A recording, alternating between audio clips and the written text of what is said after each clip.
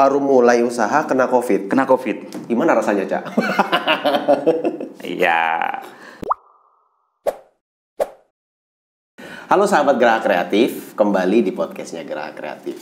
Hari ini di bulan-bulan ini kami mengangkat tema pemulihan ekonomi UMKM di masa pandemi COVID-19. Dari awal kami bergerak membuka podcast ini, kami sertakan terus istiqomah membawa produk-produk UMKM dan kami jadikan display di podcast kami. Nah, hari ini kami kedatangan pelaku usaha.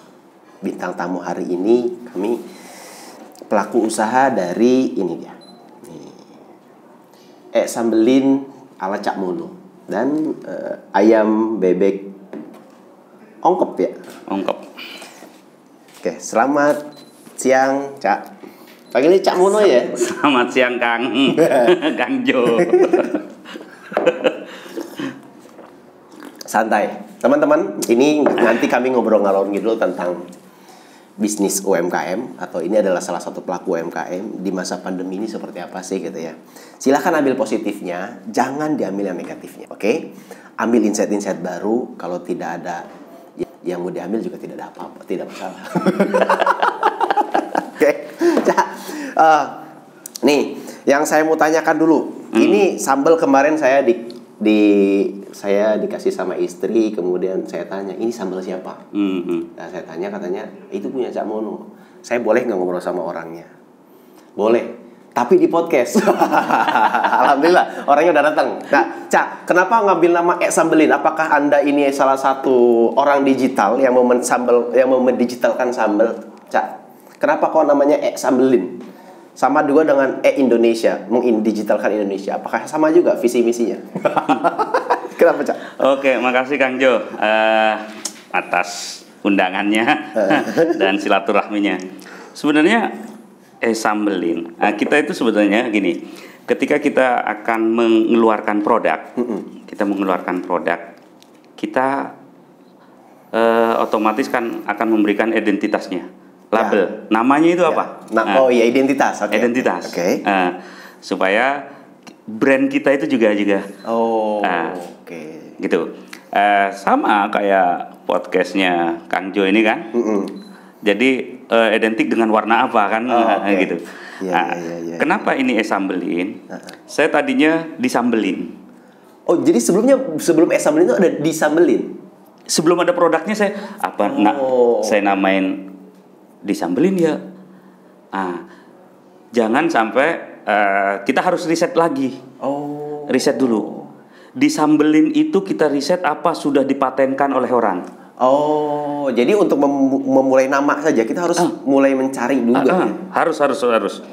Karena gini, mau tidak mau, tujuan kita untuk membuat suatu produk atau menjadi pelaku itu agar besar kan? Oh iya, jelas, betul. Jangan sampai nanti ketika sudah besar, kita tidak mengurus legalitas segala juga.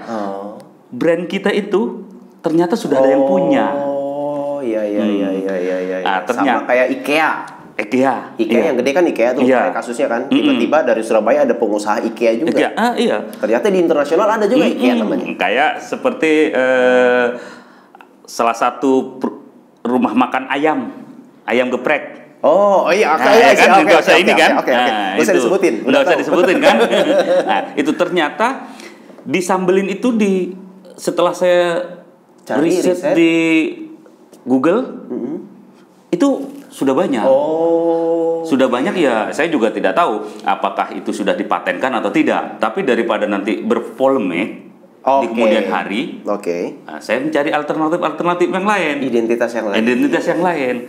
Ternyata tidak selamanya identitas kedaerahan itu kudet. Iya. Ini ternyata karena saya memang asli dari Madura. Sambelin itu sama artinya dengan disambelin. Jadi sambelin, bukan elektronik sambelin. Cuman ketika dikaitkan dengan digitalisasi, orang-orang juga, ini udah digitalisasi, udah pakai Iya, makanya. Kita di sini kursus komputer, Kang. Cak, Tapi ya ketika ngelihat itu jadi kayak mengdigitalkan sambal. Oh, jadi memang ini dari bahasa Madura disambelin. Disambelin. Sambel. Bacanya gimana? Sambelin. Sambelin. Seharusnya sambelin. Penekanannya. Sambelin. Sambelin. Sambelin camono. Soalnya gini, Cak. Kemarin saya salah satu penyuka bebek dan salah satu penyuka sambal bebek. Kira-kira. Saya coba tes ternyata enak. Kalau misalkan ada yang mau beli, gimana cara belinya nih?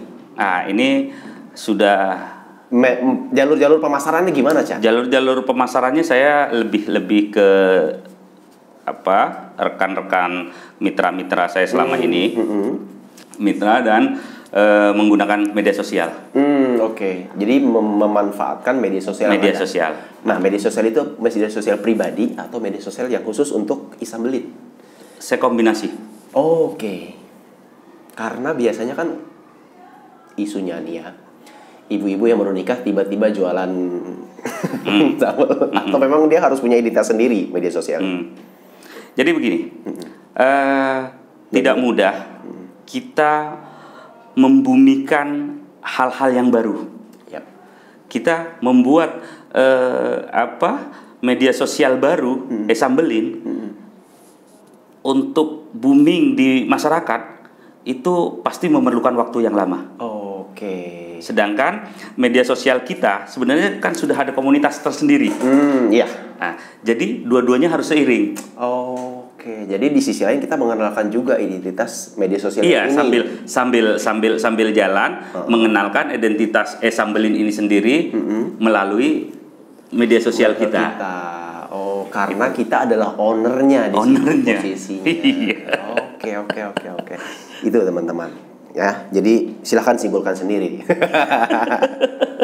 Jadi jangan disalahkan ibu-ibu yang baru menikah, mereka jualan apapun. Di sisi lain mereka juga punya fanpage.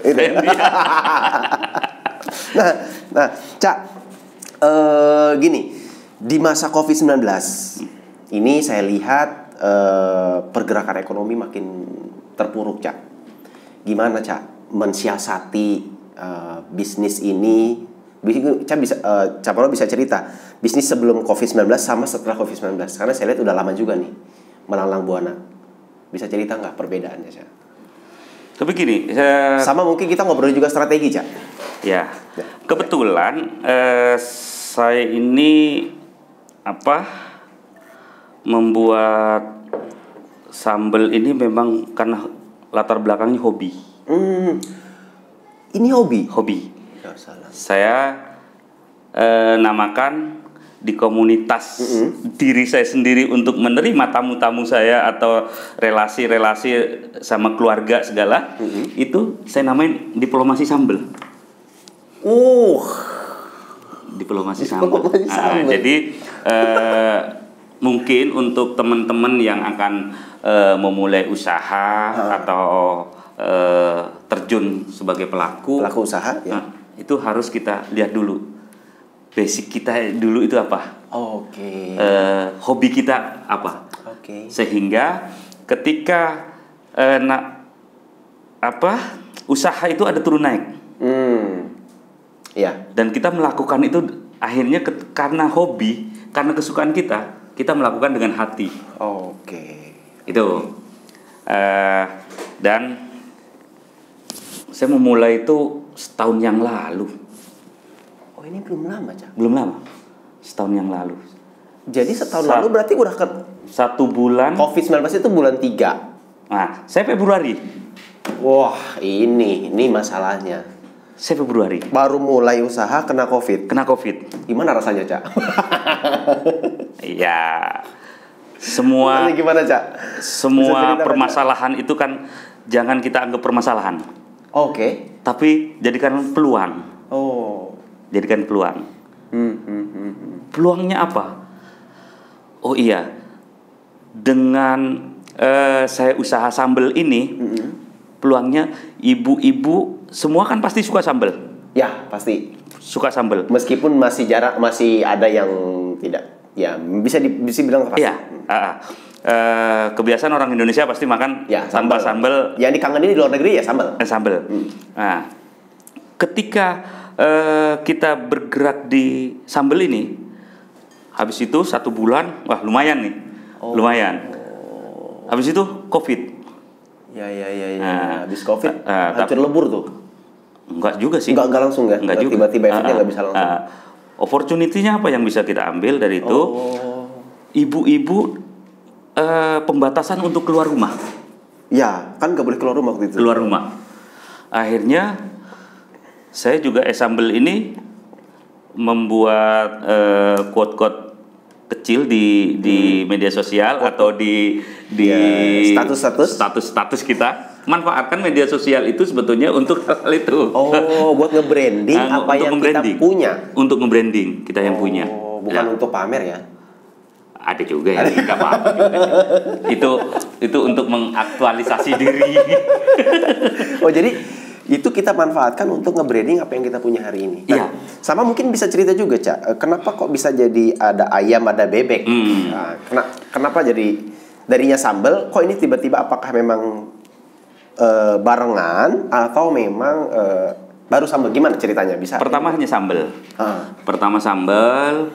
Ketika beberapa bulan COVID ini masih bagus, kita manfaatkan orang-orang yang tidak bisa keluar rumah untuk beli cabai atau apa segala, kita bikin promosi-promosi, sahabat-sahabat nggak usah keluar rumah, cukup nanti sambal datang ke rumah, ke meja makan. Nah itu ternyata memang hal yang terpenting dimiliki oleh para pelaku itu adalah inovasi dan kreativitas. Karena ini beberapa bulan kemudian perekonomian bukan tambah membaik, iya, masalahnya tambah anjlok kan? Tambah anjlok dan daya beli menurun. Jelas. Sehingga orang akan berpikir daripada saya beli sambal, lebih baik saya ngulek sendiri. Dan sisa beli sambal ini saya buat kepentingan yang lain. Spend yang lain. Nah, ketika grafik penjualan turun, itu para pelaku, buat teman-teman pelaku harus kreatif. Jangan terlena di zona nyaman. Karena pelaku-pelaku ini akan kalah, bukan kalah bersaing harga atau di samping kita ada yang jualan lagi, bukan. Tapi akan kalah dengan kreativitas dan inovasi kita. Gitu. Jadi ketika turun apa yang bisa saya lakukan? Tapi harus linear dengan. Tapi harus satu jalur dengan ini. Harus satu jalur. Karena identitas kita itu supaya tetap ada. Identitas kita ada. Karena kita sudah ngebangun brand sebelumnya ya. Iya. Karena di dalam nge-branding kita itu identitas kita harus benar-benar harus continue terus disosialisasikan dan jangan sampai orang kalau udah begini orang melihat merah kuning udah mindsetnya Cak Wono. Oke. Jadi waktu itu sambal turun mulai bergerak. Saya melihat apa kira-kira dengan perekonomian yang terus lemah, daya beli turun, tapi orang itu harus tetap beli. Apa itu? Karena kebutuhan pokok. Ya, karena sambal itu add-ons atau additional yang kalau ada ya makan, kalau enggak dicari. Kita cari apa yang pokok. Lauk. Ya. Lauk apa yang masuk di semua kalangan. Ayam. Ayam. Tapi ayam ini juga harus ada temennya lah. Iya. Manusia aja kalau nggak ada temennya agak galau kan. karena Tuhan itu menciptakan berpasang-pasangan. Gandengannya yang pasangannya. Iya, truk aja ada gandengannya. Itulah akhirnya terciptalah ayam dan bebek ongkep. Ayam bebek ongkep. Ongkep ini pun sebetulnya bahasa Madura. Bisa diartikan gerah. Bisa diartikan diungkep. Gitu. Kenapa saya ungkep? Karena orang itu juga supaya ketika memakan ayam goreng atau bebek goreng dalam keadaan anget. Oke, ya. Dan rasanya masih fresh. Itu. Oke. Jadi meskipun ini katakanlah ya kita jadi berarti kan produk unggulan jadinya ke ayam sama bebek dong. Karena ini turun. Untuk sementara. Untuk sementara, iya. Nah, tapi dari sisi lain ini butuh sambal. Butuh ini. Jadi ini tetap ikut. Jenius sekali ya. Produk utama tetap ikut, harus tetap ikut. Oke, jenius sekali, benar ya. Jadi tidak mau ya ini juga akan terus ngikut ya. Ikut. Gitu. Ayam bebek ongkep ala Cak Mono. Oke. Berikutnya nih, Cak. Terus gimana caranya, Cak, menekan biaya pengeluaran modal sekarang? Karena gini, kita berkreasi itu kan harus ada pasti. Di sisi lain kita harus spend modal untuk kayak misalkan gini, saya lihat ini ada, saya boleh buka ya? Buka. Di sini ada yang aluminium foil. Ini jadi nilai tambah untuk kan UMKM jarang ada yang memikirkan ini. Ya, kecuali perusahaan-perusahaan besar ya, Cak. Nah, ini kan modalnya gede, Cak.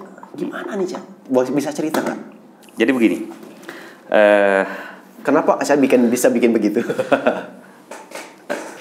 Konsumen akan melihat, apalagi di masa-masa pandemi ini, akan mengutamakan kesehatan, higienis tidak, ya. gitu. Ya. Kesehatan nomor 1 sekarang. Kalau sudah dikasih aluminium foil begini, otomatis kan, yakin tidak dibuka lagi. Iya, karena itu jadi, tidak dibuka lagi. Karena packaging ini sangat penting, dimanapun buat pelaku usaha, teman-teman, ketika kita akan melakukan inovasi usaha, baik itu makanan ataupun apa, jangan lupa packaging ini penting. Packaging penting. Contoh, mochi di Bandung, yang hanya pakai bambu, bambu. Ya.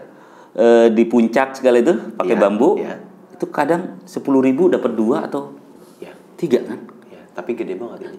Dan itu sampai ditawar-tawarin kadang jarang orang beli. Tapi kenapa kita ketika ke Jepang, di bandara itu, mochi itu harganya berapa? Iya. Tapi kan sama-sama mochi. Sama-sama mochi. Iya.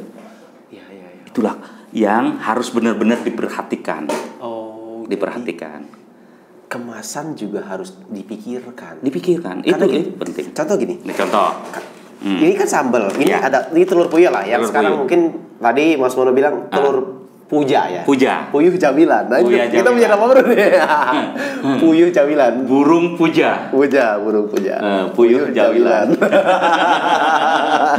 Nah, contoh gini. Kita kan nggak tahu nih. Kita juga sedang bereksplorasi bahwa gimana caranya kita bisa mempackaging dengan baik. Ya, sekarang ini kita cuman kasih mika, kemudian di bawahnya kita kasih menurut Mas Mono gimana nih? Wah, ini harus objektif. Gue jadi ini nih, jadi reviewer. Tapi nggak apa-apa. Buat teman-teman pelaku, terutama di Kecamatan Jawilan ini, dan Kabupaten Serang lah, Provinsi Banten. Iya, dengan adanya geraha kreatif, wah ini harus benar-benar sangat bersyukur karena geraha kreatif ini konsen terhadap pengembangan SDM dan ekonomi di daerah desa ini. Ini sebenarnya sudah bagus, tapi tadi saya masuk ke geraha kreatif ini sama Kang Jo, ini ada komputer banyak, buat apa Kang Jo gitu kan? Buat apa? Ini buat teman-teman di sini yang mau sekolah, mau ini internet gratis, ini ada juga yang kreatif. Ini sebetulnya kesempatan untuk menantang teman-teman ini, teman-teman yang di sini yang kreatif ini, yang belajar desain segala itu, bukannya tidak hebat-hebat, tapi karena emang tidak diberikan kesempatan, belum ditantang kreativitasnya apa. Coba ke depan, mungkin kalau begini, Kang Jo, Kita kan katanya tadi jujur-jujuran, objektif. Objektif, benar, jelas. Karena ini jadi satu-satu masukan. Meskipun pedas seperti sambelnya Cak Mono, ini enak rasanya. Pedas tapi dinikmati. Silakan. Ini kalau bisa, ini kan udah biasa dikemas begini nih udah biasa. Ya betul. Terus, oke, ini mateng, diginiin nggak pecah. Iya. Tapi kalau mentah gimana? Ya. Gimana kalau ditantang? Desainnya udah bagus, cuman mungkin penempatan packaging. Ya mungkin dari karton. Oke. Dari karton, terus ada tempat-tempat apa? Tempat-tempat yang telur itu kan telur yang dimasukin. Mungkin isi 10. Dengan anak sekarang itu milenial suka dengan warna-warna cerah. Oke. Warna-warna cerah. Mungkin ini warna-warna cerah. Jadi tantang teman-teman yang di desain kreatif ini, kursus di sini, ayo. Siapa yang bisa mendesain ini? Gitu. Jadi salah satu kebanggaan mereka. Emang ada hadiahnya, tapi hadiah ini nomor sekian. Tapi ketika desain kita itu dipakai terus-terusan, itu kebanggaan batin itu karena kreasi kita jadi dipakai. Itu mungkin ini yang tadinya hanya dijual 6.000, isi berapa nih 6.000 nih? 10. Nah, ini bisa jadi 15.000 ketika packaging dengan isi yang sama, packaging bagus. Dan kalau saya lihat mungkin ini menjadi potensi besar antara puyuh dan telur puyuh menjadi oleh-oleh khas dari Serang. Pariwisata di Serang. Gimana? Boleh cerita? Enggak. Ini insight baru. Boleh cerita? Gimana ceritanya? Kita mengambil pasar itu. Nah, sekarang begini. Serang ini yang kalau kita ke Serang oleh-olehnya apa sih? Emping. Keduren. Terus sama bandeng. Udah itu. Ya. Bandeng berarti tambak ya? Tambak daerah sana, pantai. Kalau kita kan timur nih. Kalau kita mah kayaknya nggak ke sana.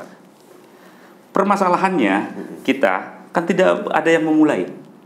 Usaha yang bagus adalah usaha yang dimulai, bukan dicita-citakan, bukan didiskusikan.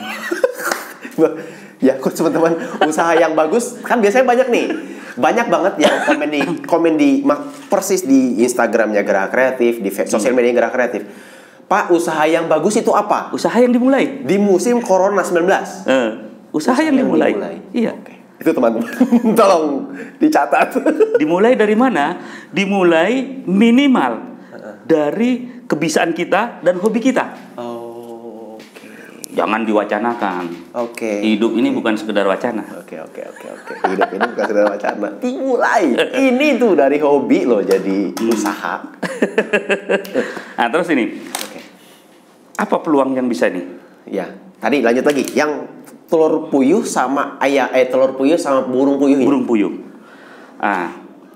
Kalau saya lihat belum ada pasar. Mungkin sedikit lah ya. Iya. Mungkin sedikit. Mungkin di Sukabumi itu juga ada peternakan puyuh besar. Iya. Ada.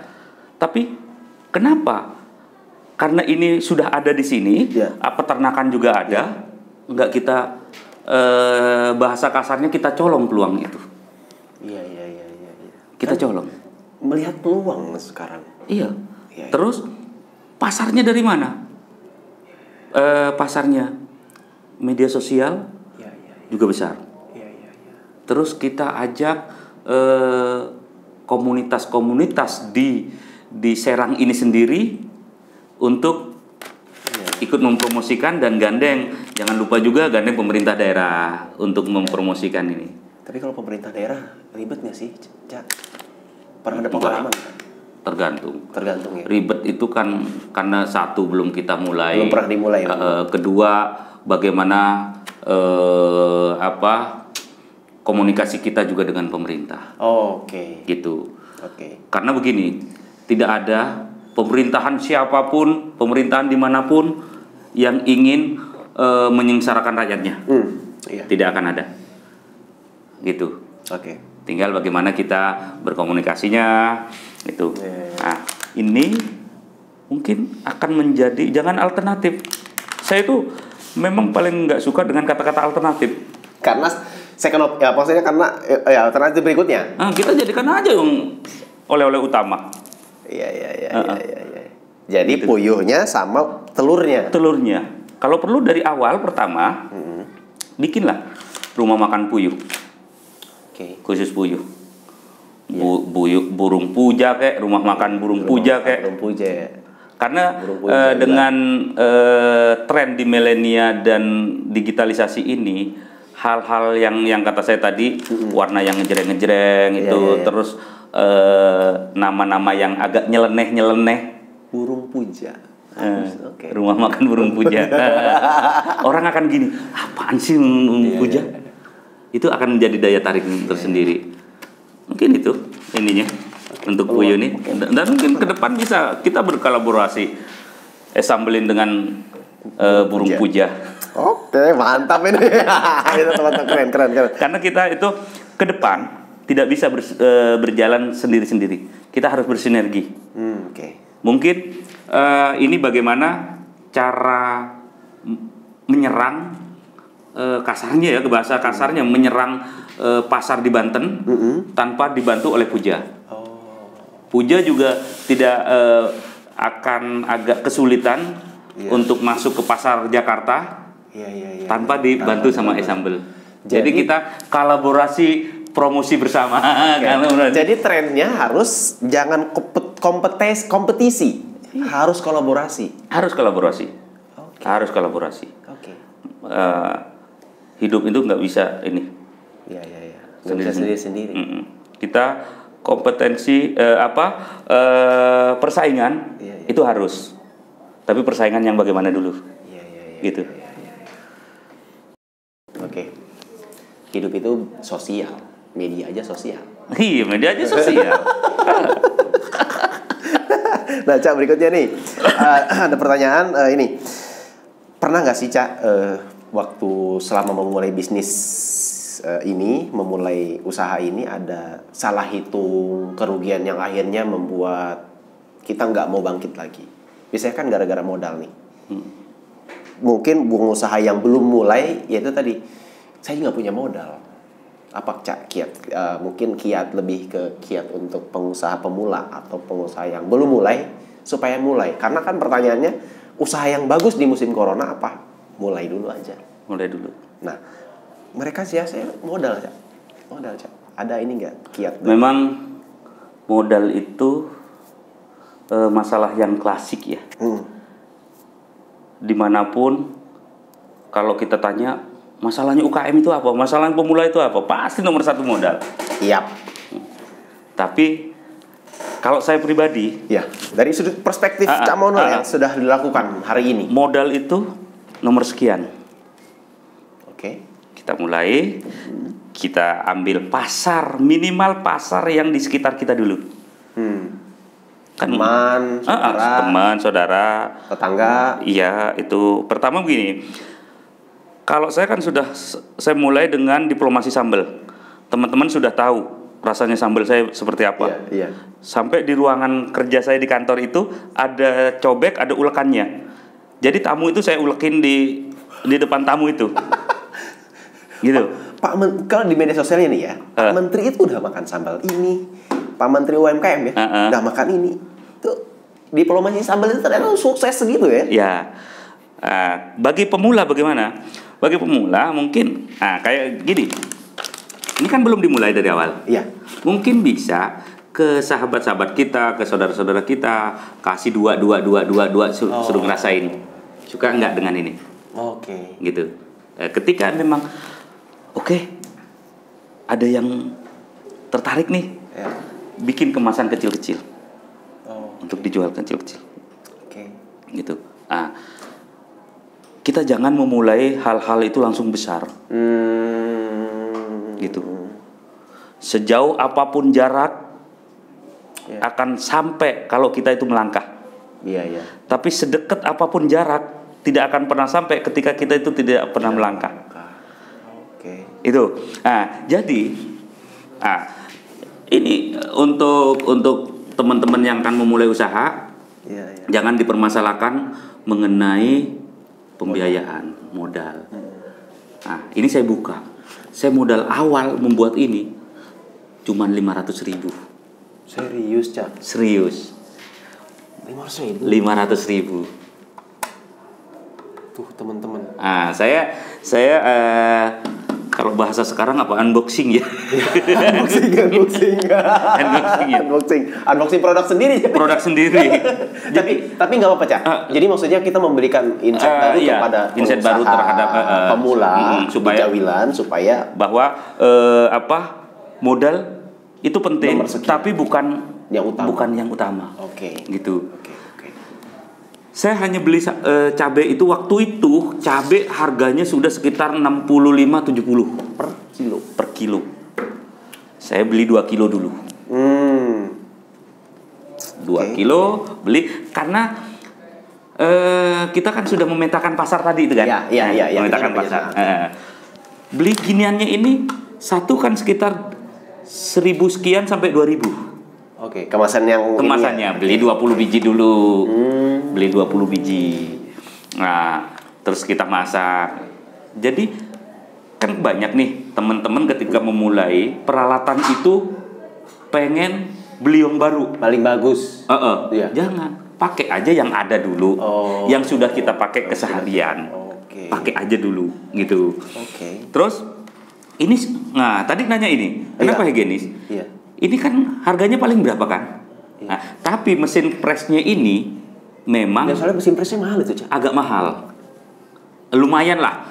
Bisa buat modal berlipat-lipat lah ini. Akhirnya kenapa kita nggak cari kreativitas? Kreasi kita. Ternyata saya coba pakai setrikaan bisa. Ini pakai setrikaan nih.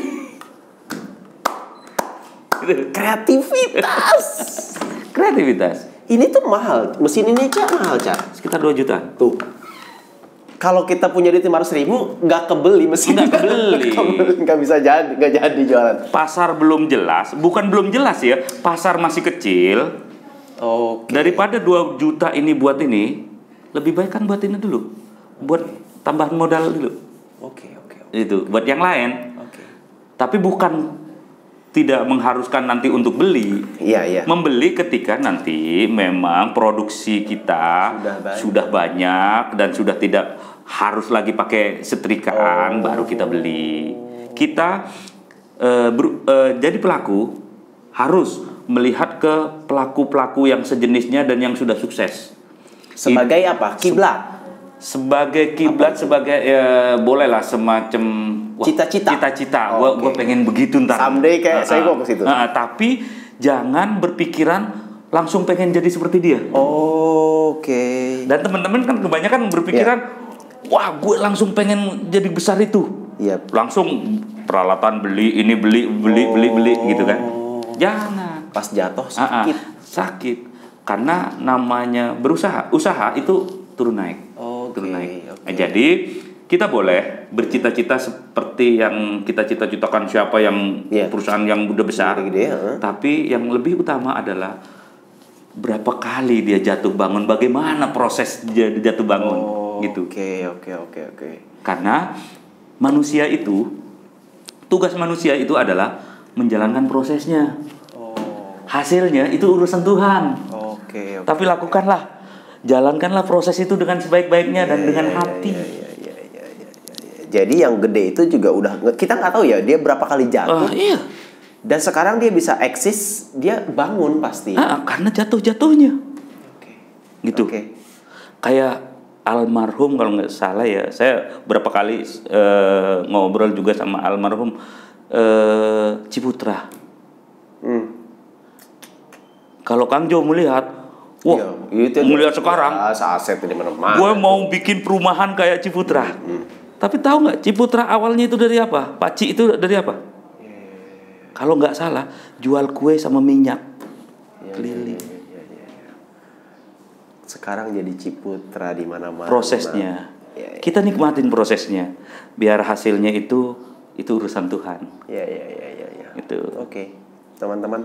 Itu saya pribadi ini ngobrol begini insight-nya banyak banget nih. Oke. Prosesnya kita nikmati. Ya. Kita nikmati, jalanin dengan ikhlas, jalanin dengan hati. Yang dibilang gagal adalah orang yang nggak mau bangun lagi. Nggak bangun lagi. Itu. Ya, okay. Tapi saya yakin namanya orang kita biasa jalan, terus kita jatuh, kalau nggak bangun lagi, itu akan mati. Iya. Pasti bangun lagi. Gitu. Okay. Begitu juga dengan usaha ya. Dengan usaha, gitu. Dari pengalaman Cak Mono nih, waktu menjalankan sampai ceritanya bisa ada ayam, ada bebek, ada pengalaman pahit yang tidak bisa dilupakan, Cak. Pengalaman yang mungkin ya itu bisa diceritakan sama teman-teman pengusaha yang lain atau pelaku usaha yang lain, yang jangan sampai mereka juga menemukan hal yang sama, Cak. Mungkin apa biasanya, Cak? Karena masih baru ya, tapi walaupun baru tapi di posisi suasana seperti ya, sekarang pandemi. Soalnya kan semangat serba sulit ya. Apalagi dengan keterbatasan modal. Dan kayak sekarang. Saya harus tetap konsisten menjual dengan harga ini saya jual 30.000. Oke. Yang biasa. Nah, nutup gitu, Cak. 30.000. Biasanya cabai itu paling mahal harga 30 per kilo. Iya. Sekarang harga cabai itu sudah berapa minggu ini 100.000 per kilo. Itu jadi apa ya namanya? Tapi apakah akan saya naikkan?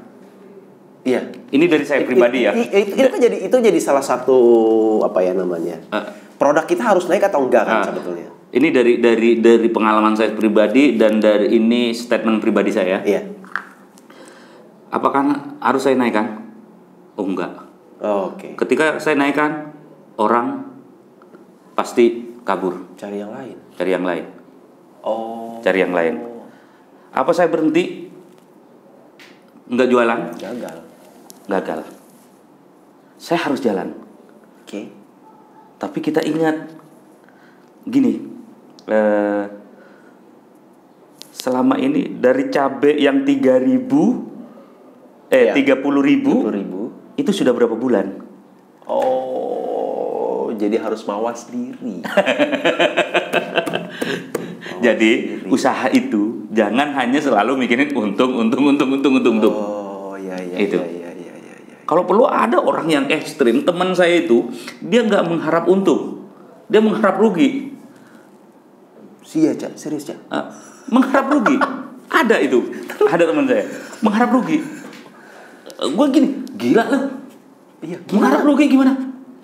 Orang selama ini mengharap untung. Ya. Ketika rugi dia kesel. Ketika rugi katanya. Kalau gue ngarap untung, ngarap rugi, kan pasti kebanyakan untungnya nih. Oke, dia sedang membentuk mindset. Oh, salam. Jadi saya ketika cabai ini terus merangkak naik 100.000. Sekarang ini kemarin saya beli itu sudah 92 benar. Tapi saya cuma mikir gini, dari 30.000 itu berapa bulan kan untungnya kan udah lumayan. Iya. Kan nggak mungkin cabai ini 100 terus. Yap. Cabai juga pasti akan ada turunnya. Ya namanya kita grafik itu kan begini. Ya udah, sekarang lagi mahal, masa kita mau bebanin ke konsumen juga? Ini saya pribadi ya. Saya pribadi kalau bukan ini semua. Jadi saya biarin aja harganya. Paling sebulan nanti turun lagi ke bawah. Saya cuma mikirnya gini, kenapa kita ketika produksi kita itu, bahan-bahan produksi kita itu murah, kita diam aja. Iya. Dan ketika bahan-bahan produksi naik, kita teriak-teriak. Cerita habis-habisan kemana? Habis-habisan. Oke. Ya, positif banget nih. Mawas diri. Iyalah. Ya karena itu jadi masalah, jadi kendala buat apalagi pengusaha pemula kan. Ya, Pengusaha pemula dan yang gede juga harus banyak belajar. Iya. Dan ternyata setelah saya melakukan itu satu kan 30.000. Iya. Tahu-tahu dikasih 50 atau ditransfer 50. Enggak kebanyakan itu. Enggak, buat ini aja. Itu. Ya, kalau misalkan kita jualnya rada banyak, itu rugi itu makin banyak, Cak. Nah, gimana tuh, Cak, mensiasatinya, Cak? Kalau saya mensiasati begini sih. Orang itu tidak selamanya untung. Ya. Tidak selamanya rugi. Ya. Ada waktunya juga dan mungkin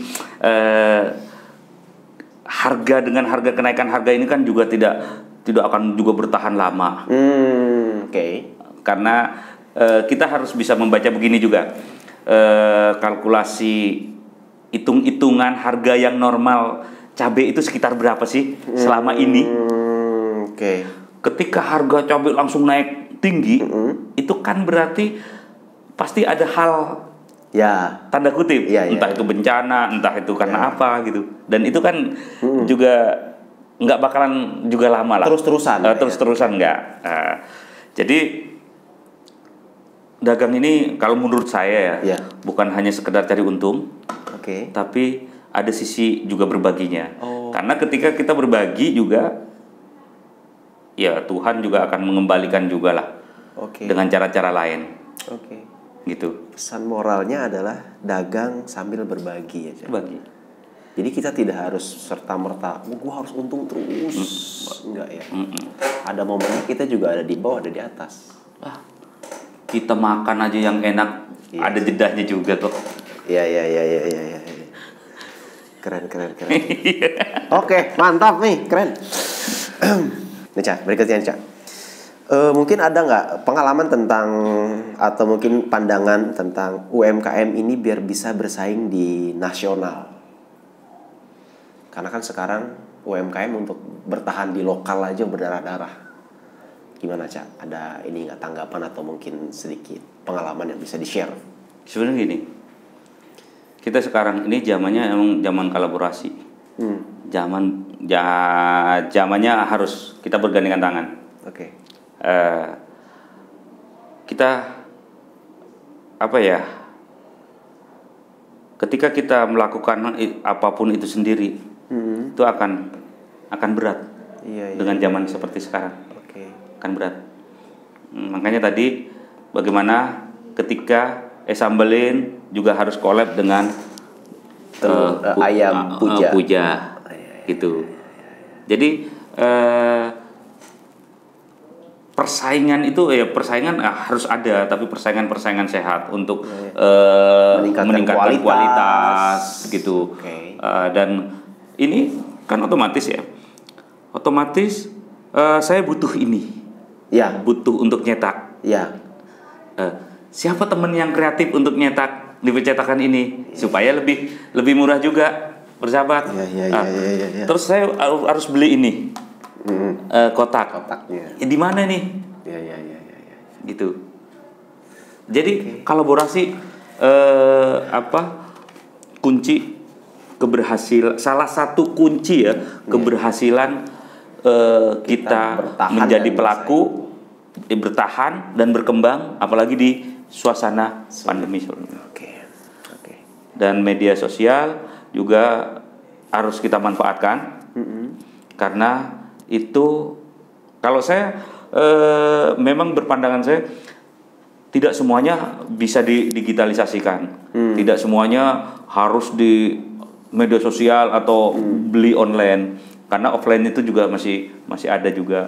Media sosial ini emang semacam sarana untuk mempermudah dan mempercepat itu.